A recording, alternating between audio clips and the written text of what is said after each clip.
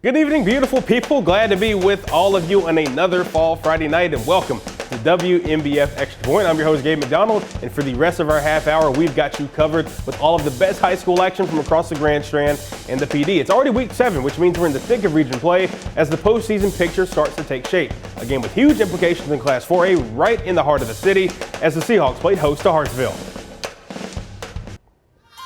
And we head over to Doug Shaw for the action. This matchup always a battle. Both teams coming in 2-0 in region play. First drive of the game for the home team. Seahawks break out the Rhino package. That's Adam Randall in the direct snap. The Clemson commit with a huge gain to put Myrtle Beach in the red zone early in the game. Myrtle Beach now faced with 4th and goal. Randall trying to punch it in, but Hartsville comes up with a huge stop. Great effort by those guys to keep the Seahawks off the board. Now we fast forward later in the first. Myrtle Beach back with the ball. Malachi Washington takes it right up the gut and in for the touchdown. The Seahawks strike first. They go up 7-0 over the Red Foxes, but back comes Hartsville. Here comes Jayshawn Anderson taking the handoff on the jet sweep. He finds a crease along the far sideline and just gets in for the score. And just like that, we're tied at 7 after the first quarter. But then those Seahawks, they would take over. Randall once again on the direct snap, and he just runs right through the defense, guys. 22 yards to the crib, and hey, you gotta flex after that one. Myrtle goes up 1 score over the Red Foxes. Time winding down now in the first half. Seahawks go to the air. Ryan Berger with a Dilfer dime to Jake Doty, little brother of Luke Doty.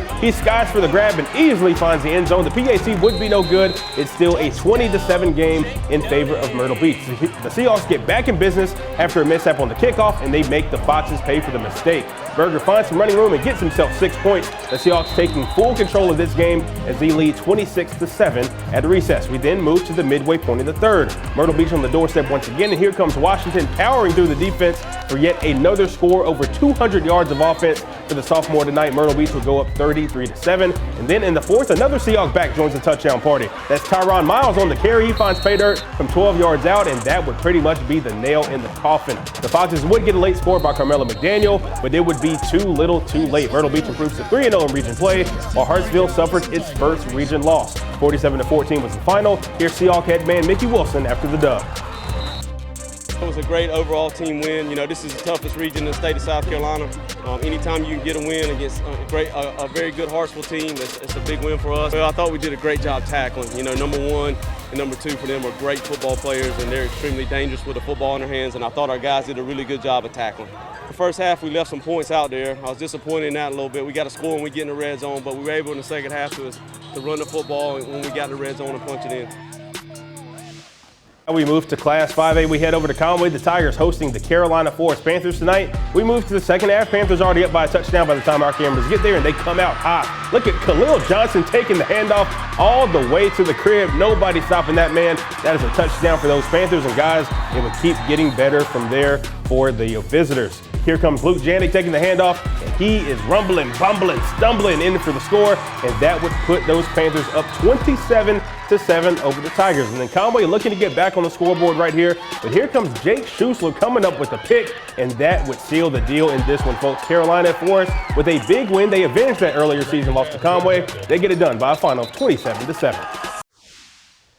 And just like that, we are back. Welcome back to Extra Point. We drop down to the Class 3A ranks. The Dillon Wildcats back in action this week. The second-ranked Dillon Wildcats. Kelvin Roller and his ball club one step closer to yet another region championship.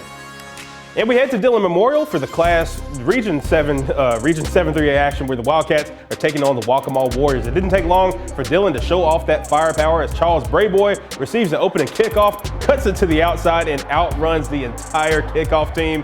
That would put the Dillon Wildcats up 6-0. Hey, you can't ask for a better start than that, folks. That Wildcat defense would make it tough for Waccamaw to get going. Here comes Jared Yonker connecting with JJ Step for the third down pass, but it's not enough for the first down. Wildcats back on offense. Here comes Jack Grider easily strolling into the end zone, and that would put them up 14-0. And then Dillon making life difficult for the Warriors. Davin Brogdon comes up with a big hit on third down, and then the Wildcats get a little creative on offense. Grider fakes it to the left, turns back right, and then finds Donez Alford open on the screen pass, and he takes it all the way to the crib. Wildcats in full control of 21-0. Waccamaw tries to get something going. It's great, takes the kickoff past midfield, but guys, this one would be all Dillon. They show once again that they are the premier team in that region. They get it done tonight by a final of 55-6.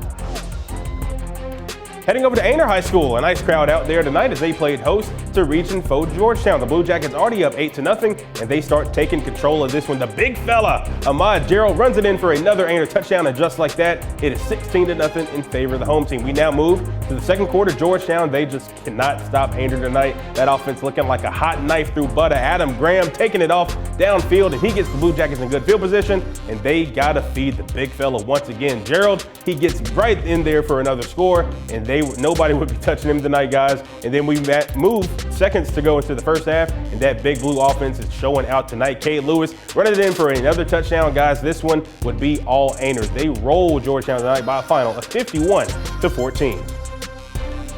Now let's update you on a few scores. The Camden Bulldogs made the trek to Bennettsville to take on Marlboro County, and those Bulldogs, they showed why they are the fourth best team in Class 3A. They get it done by a final 40-20. Another game we were supposed to have tonight, Lake City taking on Region 4 Manning. That one would get postponed due to rain. They will play tomorrow morning at 11 a.m. And now we move to the Class 2A ranks. Andrews getting a solid win to improve to 2-2. Of course, it's a region win for those guys. They would roll past Latta tonight. 38-6 would be the final there. And another game getting postponed, a huge one, the Tobacco Bowl, Marion and Mullins. 4-0 Marion taking on 1-3 Mullins. That one is postponed to Monday. They will take the field in Marion at 6 o'clock on Monday night. Welcome back into Extra Point. We resume the action in the PD in Class 4A. 9th ranked West Florence coming off a huge win against North Myrtle Beach last week, and they're looking to avoid a letdown ahead of next week's battle against South Florence. Let's head to Darlington. Falcons looking to get their first win of the season as they host those Knights. West Florence looking to strike early on. Quarterback Deuce Hudson does just that. He does it himself. He plunges in for the score. The PAT would be no good. West up 6 over the Falcons. Both defenses would start to settle in a bit. A gang of Knights right here led by Mason Benton coming up with that stop. And then West Florence would be back with the ball. The Falcons with a bit of a spark. Stephen Williams coming downhill hard with the TFL and Terry McKithen. But then that West Florence offense would eventually catch fire, and they would never look back. The Knights with a shutout tonight as they defeat Darlington 45-0. To Hartsville we go, another Region 6 battle as the Red Foxes welcome in the Wilson Tigers. Pick things up in the third. Foxes up 14 at the half. Ja'Shawn Anderson, just look at the young man go, y'all, off the outside zone. He makes a couple cuts and ends up in the fun zone. Hartsville increases its lead to 20 over the Tigers. Wilson trying to get something going on offense. Brian McCart able to connect with Nyree Sanders. He tries to make something shake, but ends up fumbling the rock. The Foxes would take over after this recovery by Deshaun Williams. And Hartsville, they would make the most of that opportunity. The ensuing possession, Anderson's main running mate, Carmelo McDaniel, getting in on the fun. He finds a hole and runs into a host of Tigers right here. They try to bring him down, but he just keeps on chugging. Chugga. Incredible effort by him to find pay dirt. Hartsville in full control of this one as they go up 28-0. The Tigers, they would get a couple late scores, but the Foxes would be able to hold on. Hartsville a winner at home tonight over Wilson. 28-14 was your final. We drop down to Class 3A. The Panthers at the Panthers' lair as Lake City hosts the Andrews Yellow Jackets. After a Lake City punt return for a touchdown, Andrews looks to get on the board in the red zone. And check out this grab right here. The bobble and the concentration to bring it in so nice. We got to show it to you twice. Look at that grab, man. The PAT would be no good. Lake City would still be on top. 7-6, final seconds of the first quarter. Lake City gets a huge pickup thanks to Caladeus Austin, and that would close out the quarter right here. Great run by him reversing field to get the first down, but the drive would be unsuccessful. Lake City would not be able to get any points on the board after a failed fourth down conversion. But Lake City, they would come running back later in the second quarter, getting up in the red zone, but they would be just short of the goal line. That Yellow Jacket defense coming up huge as they keep the Panthers out of the end zone on that drive. But eventually, the Panthers would come back clawing in a big way in the second half. They get their second win of the season after a 34-6 victory. And our other Class 2A score to get you caught up on now, Marion remains perfect after dominating East Clarendon 35-6 the final there, and Mullins able to get a good win over Region 4 Latta 22-8 the final up there, the home of the Vikings.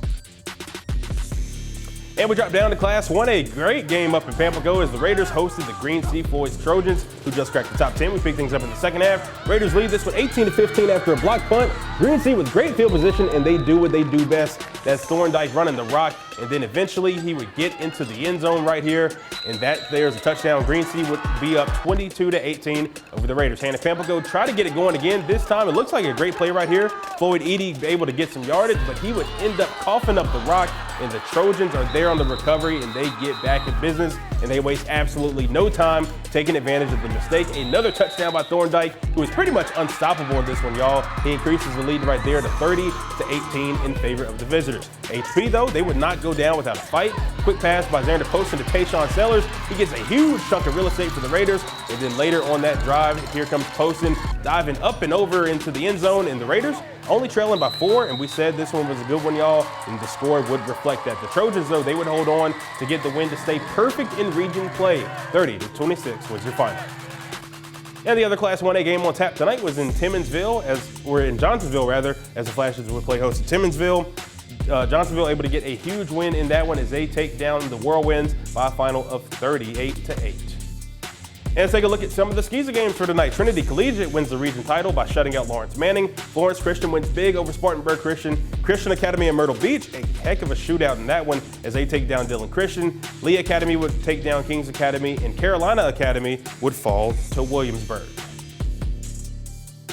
In our Thursday night scores, Loris was able to get it done over King Street. Aner, a overtime win over Lamar. And also a couple more games in Class 1A last night. Lakeview, a crucial overtime win over Waccamaw. And also Carvers Bay would win big over Hemingway last night as well. So we've given you all the highlights, we've given you all the scores, but we can't leave y'all hanging without a little bit of dessert. It's time to reveal our play of the week for Week 9. And we take our talents back up to Kellytown Stadium. Carmelo McDaniel with what we like to call a grown man run. He's absolutely swarmed by the Wilson defense, but just keeps on chugging along. Man, what an effort by him as he would eventually find the end zone. So nice. Hey, we got to show it to you again. This time in slow-mo, man, just keeping those legs chugging. That's what a young back is supposed to do. And guys, he, along with Jay Sean Anderson, are going to be two guys to watch out for. This Hartsville team, they're young, but hey, Jeff Calabrese has some good things brewing up there. Definitely a team to watch out for in Class 4A Region 6.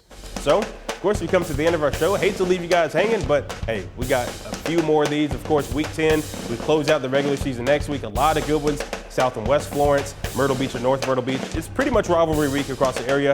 A lot of great matchups coming up next week as we inch closer to the postseason. Of course, all the highlights and scores from tonight can be found on our website and our mobile app. Hey, let's do it again next week, shall we? Until then, have a great weekend. We'll see you next week.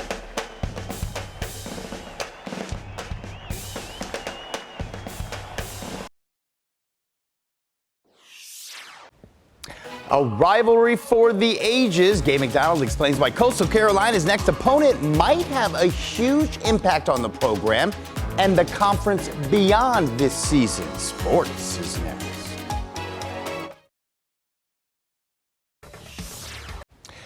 A challenge in the Carrier Dome, high honors for a Shant, and a walk-off in the playoffs. How the Tigers, Chanticleers, and Braves are looking to continue their success after their recent wins. Gabe McDonald breaks it all down next to sports.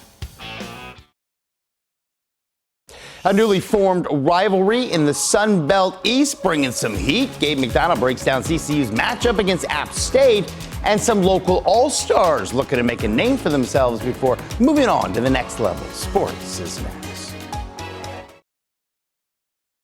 A midweek showdown between division rivals, a preview of CCU's game against App State tomorrow night, plus could Dabo Sweeney trade Tigers? Gabe McDonald finds out if the Clemson head coach could be working the sidelines of another Death Valley.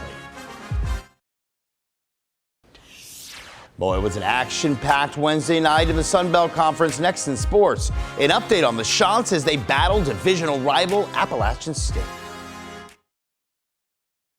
Several Shants being honored. See what Coastal's gunslinger QB and members of the Black Swarm are being awarded in the Sun Belt Conference. Plus, some PD legends of the fairway, hardwood, and gridiron recognized for their achievements. Who will be crowned the best college football player in South Carolina? Will it be the gunslinger in teal or the ball hawk from SC State? Sports director Gabe McDonald breaks down all 7 finalists for the Blanchard Rogers Trophy. That's next.